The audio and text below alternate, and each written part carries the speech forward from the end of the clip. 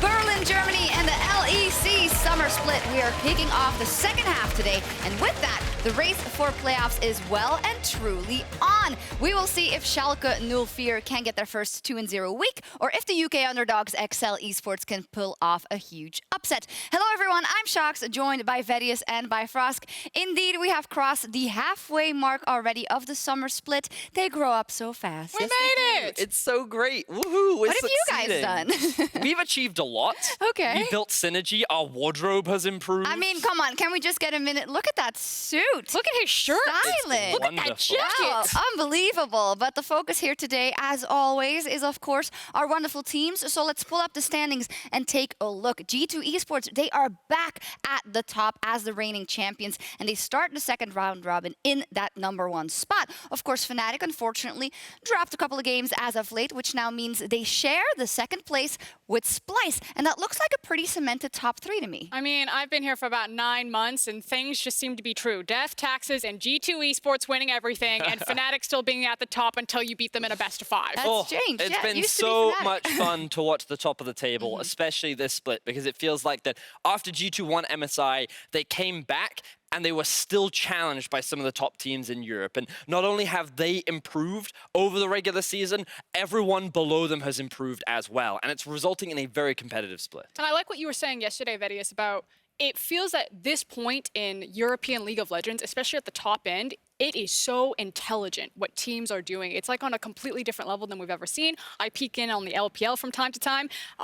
It's not very close right now in terms of how teams are thinking about the games. I think what our top teams are doing is absolutely phenomenal. The one caveat I will make is Fnatic in their last 2 games. That was a little bit less than intelligent. Of course, yesterday, not saying the swap was intelligent, it's just what ended up on the Rift was maybe left a lot to be desired. They changed out Reckless. He was on the bench for 1 game, and Magifelix played mid while Nemesis played bot lane with Hilly, and they picked up a loss, another one versus Rogue, and there was a lot of feeding. Again, that sounded so negative. I mean, it's honest. There was a lot of feeding again. Honestly, there really was, Sjokz. Okay, I listen, agree I'm with gonna you. get flamed for saying I flamed teams again. All I wanted to express is the fact that now 2 games in a row, uncharacteristically, a lot of the members like Healy, like Bwipo specifically, yesterday have just run into Untimely. That's when it wasn't necessary. It's just so strange because it feels like if you look at the first half of Summer Split, if you cut it like at the halfway point, so the quarter point, Fnatic look amazing. Yeah. They take that amazing game against G2. You're like, this is explosive, this is incredible. And then like their most recent chained together games have left a lot of head scratching.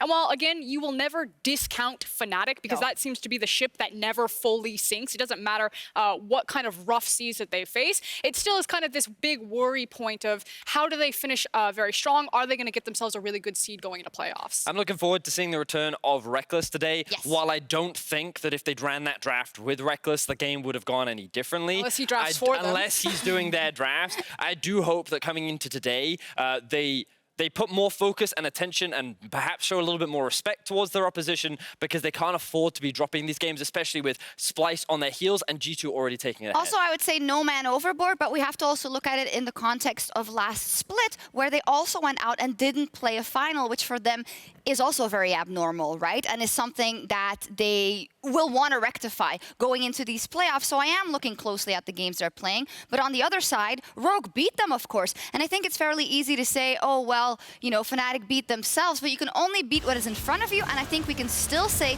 that Rogue is on the up and up. I think that we're seeing a lot of really impressive things from this Rogue roster. While they're not necessarily the flashiest of teams, outside of perhaps this great play from Walleye, the team is just very intelligent in how they read the map and how they react. They know where they have pressure, they understand what the enemy is trying to do, and they do what they can to try and shut it down. I think that this team has showcased a lot of growth in terms of their teamwork so far this split, and given that we're only at the halfway point, this former ERL team is making headway, and they're on track to secure a playoff spot. Yeah, I think it's just really important to underline that while Fnatic aren't playing their best game, this was not the case of 2 teams playing bad and 1 team just playing worse. This was 1 team misplaying and 1 team having really solid fundamental League of Legends, which is why Rogue is on the rise. I love this balanced, level-headed analysis, but to get some real expert insight on yesterday, we're going to leave it to our armchair analysts, Drake and Dur. Is that thing on? Whoa, dude, what's up? Yo, Drake, get over here. Yo, dude, what? Do you hear what Sjokz just said? Did Sjokz just talk to us? She just said our names, bro. Wait, I want to try something. Type Pepega if you can hear me right now. Nice. Nice. All right, people, I know you've been missing some actual analysis that you haven't been getting from those sure. chuckleheads. So let's break it down for you. Misfits, the new Misfits, they're gonna make playoffs. Dude, that team is so insane. They're so much better than that old roster. Like, all those old names, we don't need them, right? Like, now we've got Dan. This guy's so good, they've got to say his name twice, man. Yeah. And Soaz, bro, his name's just Paul. And look, dude, Paul, great, right? But like Neon is so good. He's so far ahead of the curve that he's literally selling Essence Reaver to give enemy teams a chance. Dude, what a power move out of Neon, right? But now we gotta talk about Leader, dude. Oh, yeah, because he's got all the int out of his system. You know, like those first 2 games, just ran it down, got all over it. Now he's only getting better. He's like baby He's like Caps. Justin Bieber Caps. Dude, for sure, right? But if he's baby Caps, then Nemesis is baby Caps. What? What? Bro, Nemesis sucks now. What are you talking about? Bro, Nemesis sucks. Ever since you swapped to bot, he's been useless. What are you talking about, dude? They didn't have Reckless. They had to make that move, man. Bro, Reckless wouldn't have even gotten to play Sangria. It wouldn't have made a difference. Whoa. You take that back, bro. Because look, Reckless, he has to play 2 games every week, right? Like, that's so many games. He needs a break too, man. Think about it. Olympic athletes only have to play 1 game every 4 years, bro. That doesn't make any sense, bro. What are you talking You're about? out of line, Look, bro. can you do this? Are you smarter than me? That's not even You think you're impressive, smarter than me? bro. Blindfold me, bro. What is your Blindfold me. elo? Tie What me is up. your elo, Tie me bro? up, man. Where are you Blindfold at? me. What are you thinking? What are you doing? Fnatic, you're the best, man. Come on, bro. Come on. God.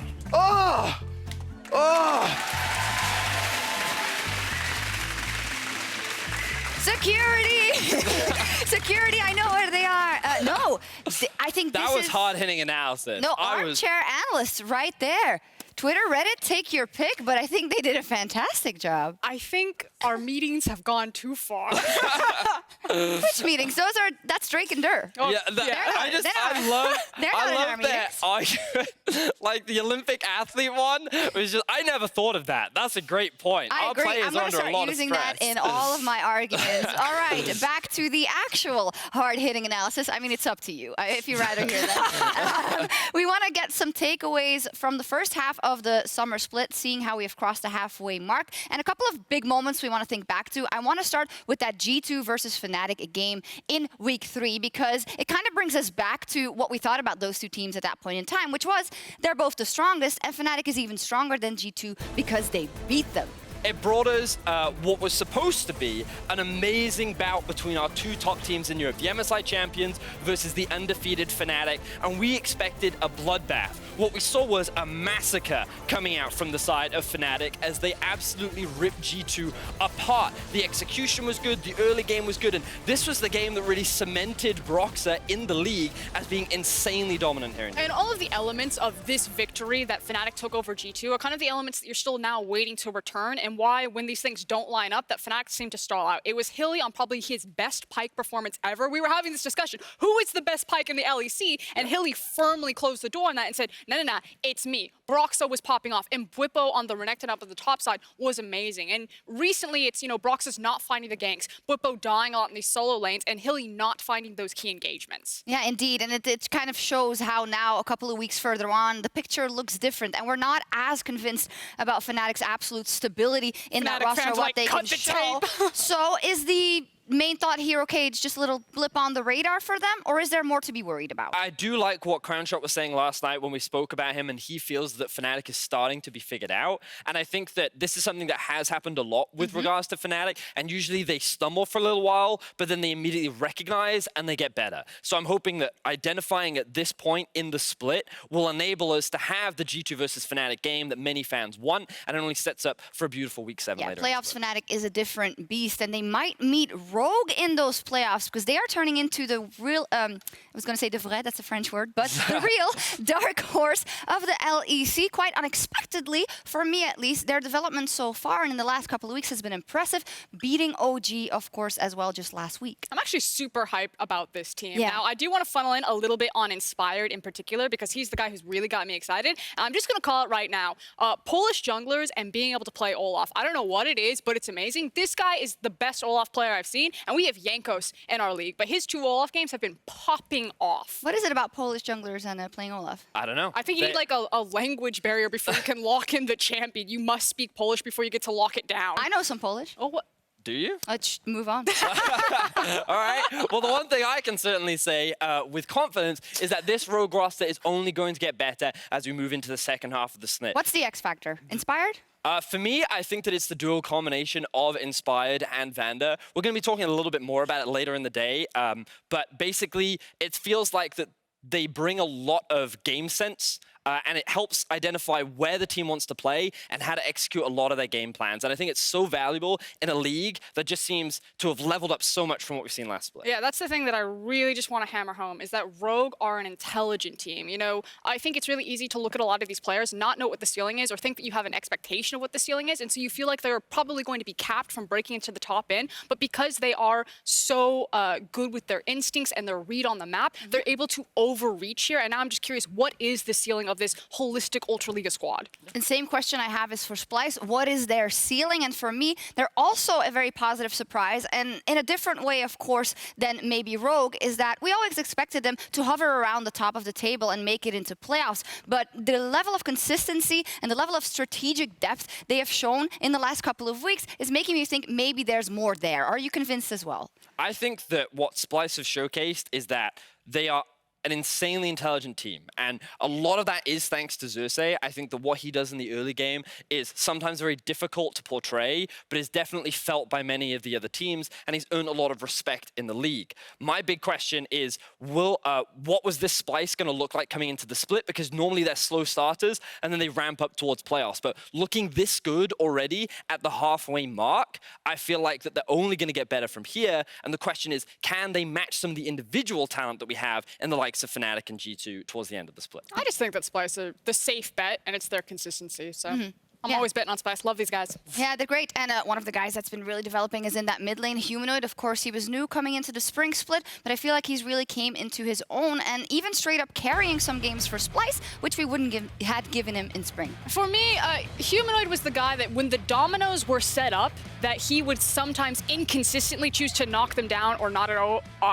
all. But recently, he's consistently making those plays. And I think it's that switch over from decreasing the variance, where he's not just kind of running it down, but you're continuing to see these pop-off performances him more often, which is kind of unlocking Splyce to the next level as like their X factor. 2 more players we are going to run through who impressed us in the first half of the split. First up, Inspired. We already mentioned him, that Polish jungler, making waves, and we'll touch on it a bit later as well. But he's just been really impressive, knowing that he's only been on this highest level of play in the LEC for not very long. When I speak to a lot of coaches and pros, what they say is that he's just got very good instincts. It's like he seems to know what the enemy is thinking and how he should react. And he's only 17 years old. I think it was I was talking to a coach, and they were basically saying it's unfair that he's so young, yet he has this level of instincts already, and he's got so much potential ahead of him. So I definitely want to be keeping my eyes out on Inspired, because I was not expecting this level from him coming into the summer split. And finally, Abadara from Schalke 04. I don't think we were extremely convinced throughout spring.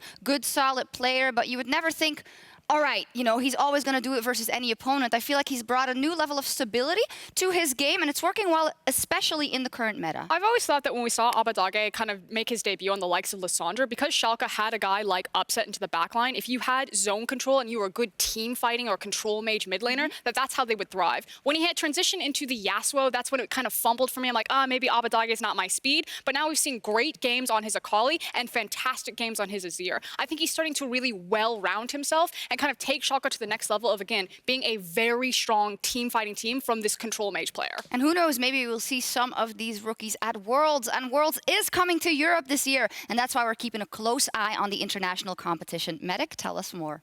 Thank you very much, Sjokz. With leagues around the world ramping up towards Worlds, I cast my eyes towards Korea and the LCK this morning as Griffin faced off against Damwon Gaming with both teams tied in 3rd place.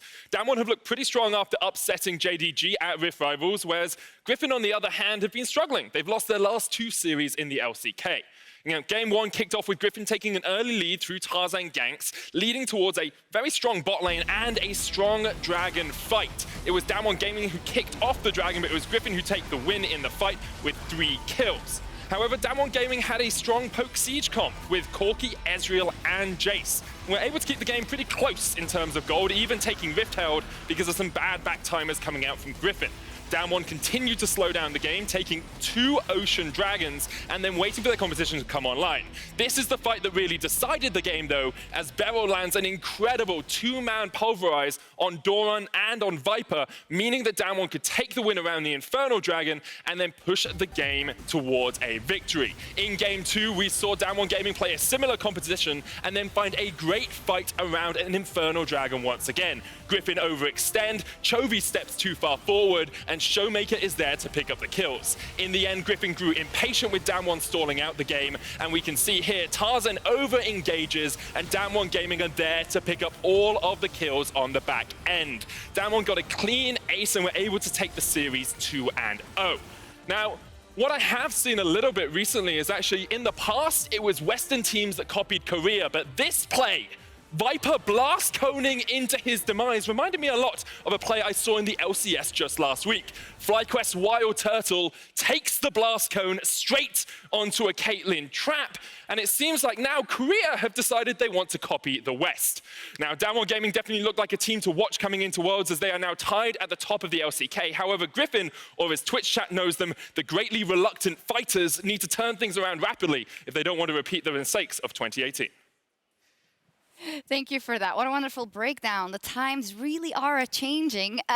So are we excited about possibly seeing Damwon at Worlds? Yes, I think one of the cool things that we've been seeing is there are actually a lot of young talent that have come together, and in spring they kind of fell apart towards the middle of the split, but in summer they seem to have learned a lot more about how to play the game and how to play the map, and they're evolving a lot. So they have raw mechanics and they're getting smarter. So that's why they look good. They could potentially be scary, but I mean, we're Europe after all, so what are we got to be afraid of, right? Yeah. On that note, let's take a look at the schedule of Europe of the LEC as we are kicking off the 2nd round robin just today. When we were speaking about the schedule earlier, Vedius, you said there's no possibility for upsets. Everything's going to go exactly as planned. So tell me then, who are the winners of each of these games? Schalke, Rogue, Origin, Fnatic, G2. That's expected to be the day, but every time I think the day is cut and dry, easy peasy, lemon squeezy. It never is. I'm always wrong. That's why I suck at predictions. I like how you went like easy peasy, and then you had to go for the full lemon squeezy. You couldn't just leave it. Wait, you can't say easy peasy and not lemon squeezy. I mean, it's Come on. It's easy peasy. Frosk, lemon squeezy. Let's take a look at the prediction. It was a good try. Oh my gosh. So it's pretty boring. Everyone voted the same. Yep. I'm doing the best out of everyone standing here. See, everyone agrees with me. It's predictable today. I tried to change at the last second to SK over Fnatic. I'll say that on air. Sorry, Fnatic. But it was too late, and I'm locked in. I was going to do it yesterday when they were up versus Rogue, but I was the hive mind, man. I was like, Fnatic will win. Fnatic just whispers into your ear, like, remember, we're always here. We always do well. And I was tweeting and whatever. Well, anyway, an announcement to make is also that Medic is currently in the lead. He is the superior analyst. Congratulations. Come on, Andy, clap. Woo! No, clap, Andy. Great I will stuff. never clap. When he beats me, then I'll clap. I mean, if he beats you for 2nd place. We tied last split, I'll have you know. All right. Well, in our last game of the day, we also have a really intense fight, one that should get everyone jumping up out of their seats. G2 versus Splyce. 1st place versus 2nd. So now let's go to the Splyce questions. Give me just 1 second to watch the game to see where... I think they lost, but that's just me. Oh, the game is still going. Jumping in, Xerxes here, Boxer, there's nothing you can do. Use the stopwatch, but there is no way out. Knock him down, but he's gonna dash out! Oh, it was so close! Kobe roots him up, and look at Qiyana off towards the side. Splyce have beaten Origin, now they've beaten Fnatic as well. G2 is the last team standing in front of them. I think G2 is harder than Fnatic. I think it's going to be way harder than this week. So Splyce always like been a bit underrated. I always look at them as like middle pack, but they always do like a bit better than that. But they never like challenge for the throne. For G2, it's easy to look past competition because they've got their eyes set on Worlds, but they cannot lose sight of how important these regular season matches are, of how important it is to lock a first or a second seed as soon as possible. I mean, I feel pretty confident going up against Splyce. I love that Splyce played a controlled game of League of Legends. I love that they get better and better at playing what people would call textbook. I want to see more creativity, and I want to see them fight fire with fire. And I want to see the most explosive early game we've ever seen. I don't think they're that standard. They're playing Qiyana right now, which not many teams play, so I would say they have their niches. They're mostly like jungle mid-strength, so I don't want to disrespect them. When you play against G2, if you go into the game thinking that they are better than you or that they are the scary team, you already lost the game. Even though Jankos and Caps are a really strong duo. Wait, does he walk into it? Oh my god! I'm sure that we can handle them. Yeah, it's up for my mid jungle to not run it down, I guess. I think this is a chance for Splyce to prove themselves that they can go toe-to-toe when it comes to aggressive League of Legends that decides games. So many doubted them, but Splyce proved they're amongst the best in the LEC. I want to play a good matchup against them and just smash them. Oh, the giant rookie. The chance to get into Worlds is the most important factor. I feel pretty confident we can take them. We are going to take down G2 with our best champions.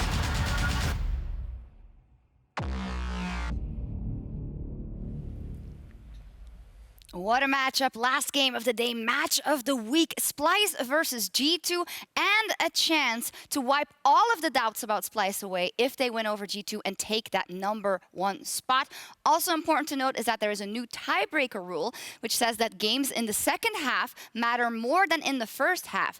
If a game record and head-to-head is tied, the next tiebreaker is wins in the second half. So seeing how G2 beats Splyce, if now Splyce beats G2, that will be very good for them going into the standings. Yep, and it'll increase their chances of securing a top 2 spot at the end of the season as well. So this game holds a lot of weight for Splyce if they're able to find a win against the current Titans of G2. That it does.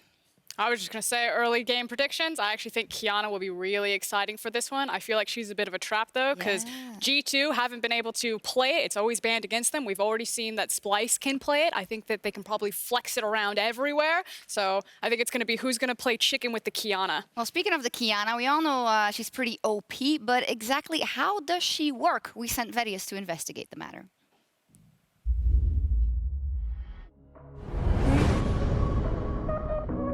I would say watch and learn, but unfortunately, you cannot learn this.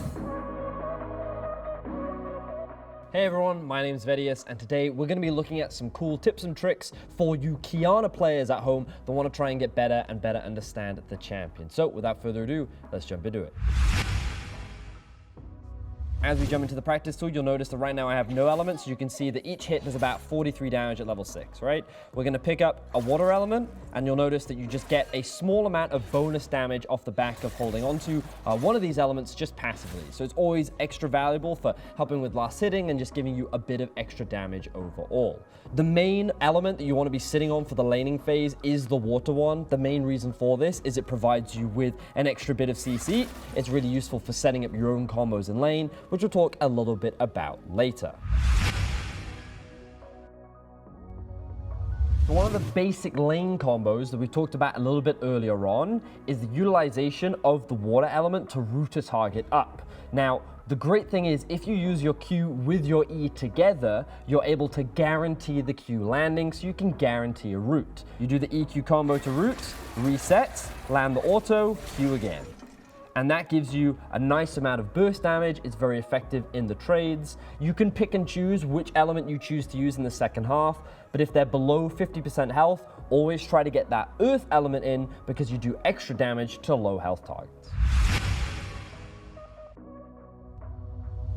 So now we've showcased some of the basic laning trades. I wanted to showcase one of the big burst combos that you're available to do on Qiyana. You start with the EQ, land an auto, you get the earth element, you ult, and then you finish them with the Q. If you want, you can throw an ignite in there as well. This will do a lot of damage very early on into the game. It's a high amount of burst and works best when paired up with a jungler or when the enemy target is very low HP. Now that we've covered some of the basic burst combos of Qiyana, I wanted to show you some of the cool tips and tricks that you can use when moving through things like the jungle. One of the most important is that her W can be used to jump over a lot of terrain, and it's surprising the things that you can actually jump over given the W's range. One of the impressive ones is here near the Gromp wall. You can actually jump over this one. You can also do the same thing here. These really thick walls, you can't necessarily get over all of them, but at the corners of edges, you can actually jump over these. You can jump over these as well. Things like the back of the Baron and Dragon Pits are also relatively easy to get over with the W. So one of the other cool things about Qiyana is that her E is actually a fixed distance. This means that if you're at close range to certain targets, you can actually utilize these targets to get over other walls and obstacles. And so that's just an extra tool in your kit available to you to help move through the jungle. That does it for a lot of the tips and tricks I'm here to show you about Qiyana. There's still a lot more to understand about this very complex champion. I'm looking forward to our pros to show us a little bit more, but for me, that's gonna be it. So we're gonna send it back to Sjokz. Oh, I was gonna say supreme display of talent from Vedius, but he messes it up right at the end. They won't let me At the do the finish line. They won't let me do the At the take again. finish line. No, wonderful, wonderful breakdown. She's a really of cool Qiyana. champion, Super very cool complicated. champion. Also, not just the abilities, just the whole personality and the character around it. She's awesome. And maybe we'll see some Qiyana today. I definitely hope so. And maybe even in our first game. XL and Schalke 04 are first up on stage. And well, Schalke played versus a Vitality Qiyana yesterday, but they still managed to win. So they're looking for their first 2-0 week. Now, coming into this matchup, I wanted to take a look at the jungle specifically, because I think we all know how important Trick has been to the development of this Schalke roster. And he's up versus Kadril. And it's not just Trick, it's also Kadril on the other side. I think it was like 2 weeks ago that Kadril was the only player that had 100% kill participation, because nothing happens for Excel without this guy involved. Now, Kadril is also one of our other Olaf players, and I just think that if Kadril can get a very aggressive early game jungle matchup, he's definitely going to need it to compete with Trick, who is so good at controlling Schalke's early game and just shutting out opponents. I think this guy is so important in terms of the early game for his team, largely because Trick, with how he's been working with Abadage recently, has been a big shift in not only the development of Abadage, but also just the early game playmaking from Schalke. So I think that that'll be the duo for me to keep your eyes on. And with regards to Kadril, I think his focus will be very much on the bot side of the map, because ever since the introduction of that duo, it feels like XL have only gotten better. Yeah, I really like Mystique and Jessica playing down there, but my thing is like, while I agree with Abadage and Trick, I'm all about the Ignar in Trick. I think the classic roam style is great when Ignar gets involved with this guy. Indeed, and we see both bot lanes here in action, because this is what it could come down to. What can both these junglers facilitate in each of the lanes? We have seen that there's been more jungle attention in the bot lane when it's Jeskla and Mystique's playing on the side of XL. And on the other hand, there's Trick, who is always very high in the jungle proximity lane. It also has the most kills and assists, or the second most kills and assists at 15 minutes. So we can expect a very explosive early game overall. And for me, I am leaning more towards Mystique's. I love how proactive he's been, especially on that Tom Kench, to go aggressive when they faced SK Gaming. I think that there seems to be very practiced duos for Mystique's and Jessica down there comparatively to Hjarnan and Kasing, but I'm curious if Excel will continue to experiment with them. For now, I really like seeing some of the rookie talent take the stage in the LEC. Yeah, I think that ever since their introduction, they're just very aggressive. They love to fight you. We saw it yesterday against G2 that ultimately led to their downfall, but with that, it gives Kadril a lane that he can easily play around and look to try and force plays through in the early game. So I'm expecting a lot of action down towards the bot side of the map, and I'm curious as to how Trick will look to try and answer. Yeah, XL is always good at forcing that early game. The problem they have is closing it out. Do you think they'll be able to do it versus Schalke? I mean, it's trying to get over that mid-game hump that Excel have really struggled with. I think if they play a fairly easy to execute composition, because they struggle when they aren't grouped up as 5. Because I mean, as much as I'd like to say easy competition, the problem is they rely so much on grouping as a 5-man unit. The better teams seem to exploit them every time they try to do it. So we'll see if they've been able to overcome it as we move into the second half. But right now, my favorites are Schalke coming into this, and they're looking for their first 2-0 week. Yeah, can they get that 2-0? Time to find out, and time to kick off the second and deciding half, because that's how that works, of the LEC Summer Split. Let's hit the riff.